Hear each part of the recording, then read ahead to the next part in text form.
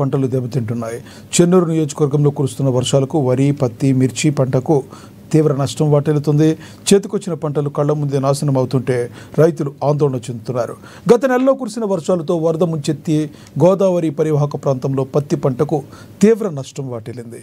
ఇటీవల కురుస్తున్న వర్షాలకు పత్తి కాయ రాలికిపోతుండగా పొట్టకు వచ్చిన వరి పంట నేల కొరగడంతో ధాన్యం దెబ్బతింటుంది. దీంతో ఎకరానికి 2-3 క్వింటాలు దిగుబడి కూడా వచ్చే అవకాశం లేదని పలువురు రైతులు వాపోతున్నారు.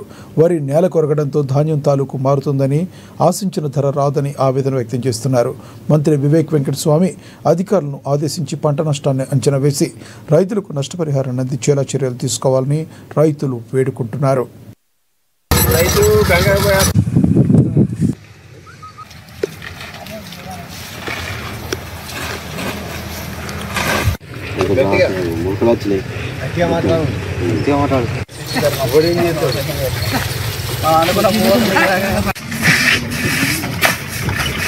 పచ్చి నష్టమైన దేవుడా ఎగతాన్ని ఖచ్చితంగా తీసుకొని పోయింది.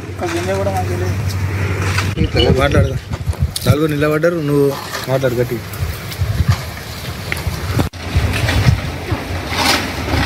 పత్తి తీసిలా సరే గోడకాడిది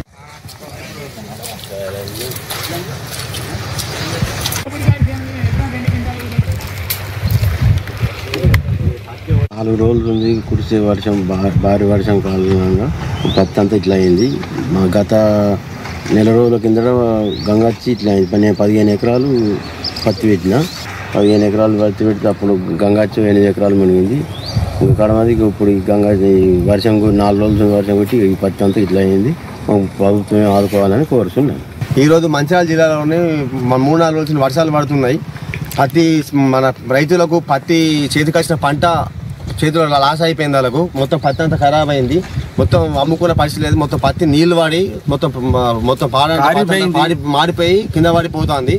ఈ కాంగ్రెస్ ప్రభుత్వాన్ని మేము డిమాండ్ చేస్తున్నాం. అధికారాన్ని పిలిపించి ఎకరానికి ఎంత నష్టం అయింది ఆ రైతులకు మీ ప్రభుత్వం తరపు నుంచి పంట నష్టం అయినందుకు మీరు సాయం చేయాలని మేము డిమాండ్ చేస్తున్నాం. రైతుల తరపు నుంచి మీరు ఏ పరిస్థితుల్లో 48 గంటల లోపల మీరు చేయకపోతే మీ రైతుల అందరం కలిసి మీ ఎమ్మెల్యే కాంపెన్సేషన్ కూడా నిరాదేశేసి కూర్చుంటాం. ఎందుకంటే రైతు లేనిది రాజ్యం లేదు. రైతుతో పెట్టుకున్న వాడు కూడా పొడుగు కాలేదు. ఇప్పటి వరకు పంట నష్టం అయింది. మీరు సాయం చేయాలి. మీ ఇప్పటి వాడకు 3-4 రోజులు ఒక్కరు కూడా వచ్చి ఒక అధికారులు వచ్చి కూడా చూసి మా పంట నష్టం ఒక ఎంఆర్ఓ కలెక్టర్ 4 రోజులు